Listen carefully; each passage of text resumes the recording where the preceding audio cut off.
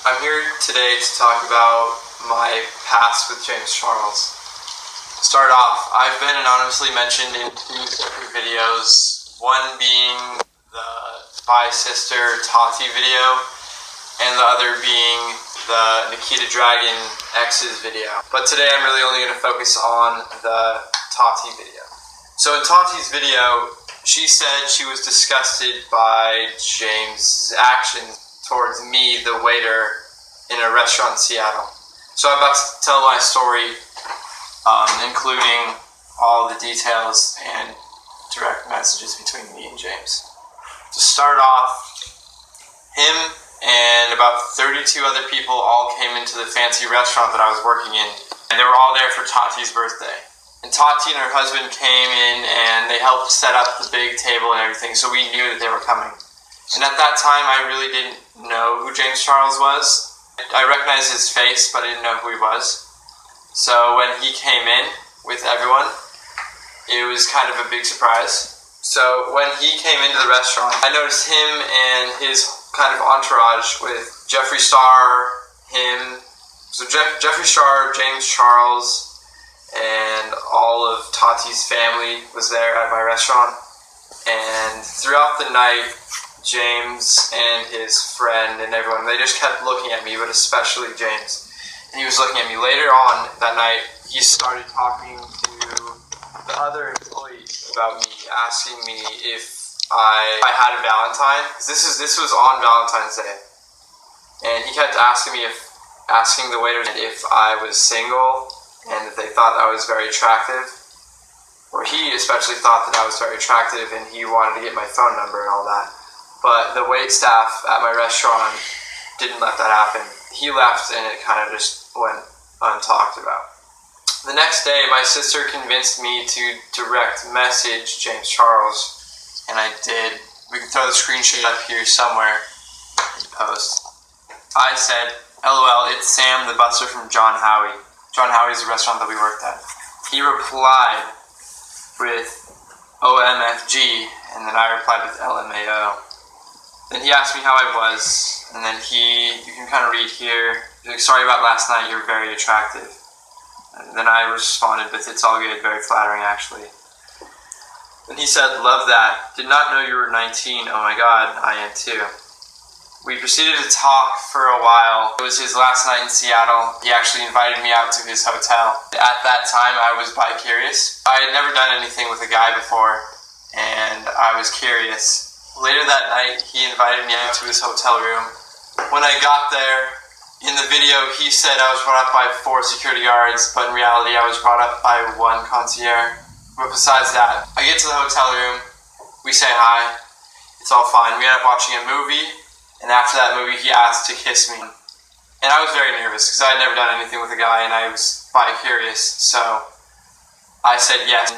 We ended up making out for around an hour, and if I'm being honest, he's the worst kisser I've ever kissed.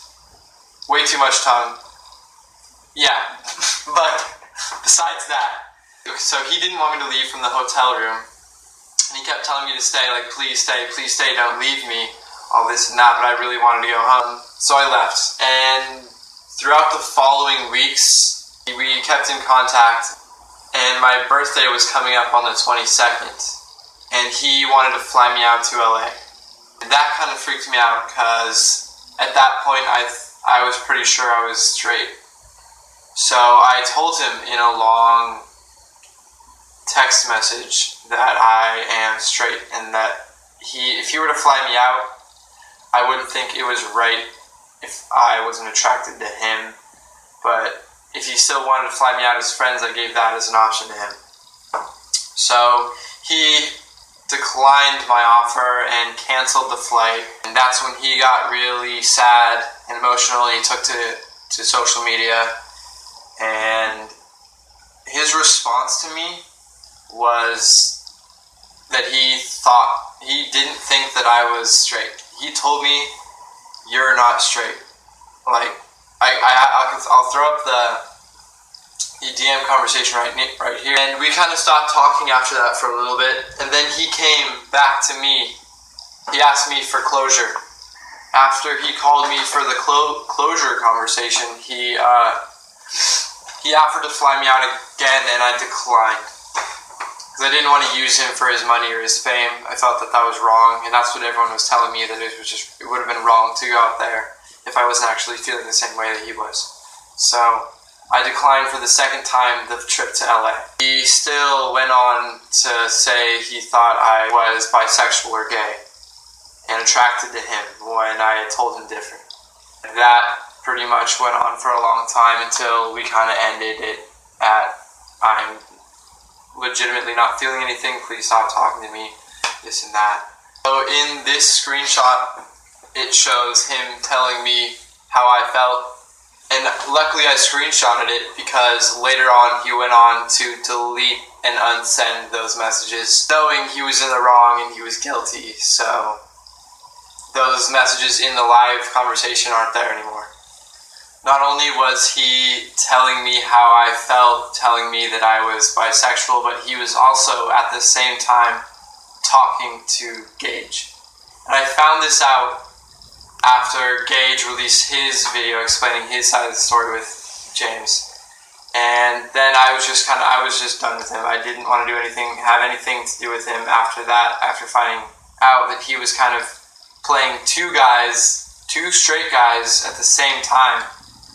So we have footage of him admitting to it on FaceTime that he was in fact talking to me and Gage at the same time. Sure, what's up? I'm just gonna jump straight into it. So I just kind of watched the Gage thing. Yeah. And I kind of in all honesty, I think you were talking to him at the same time you were talking to me. Yeah, we were. It's why do you care?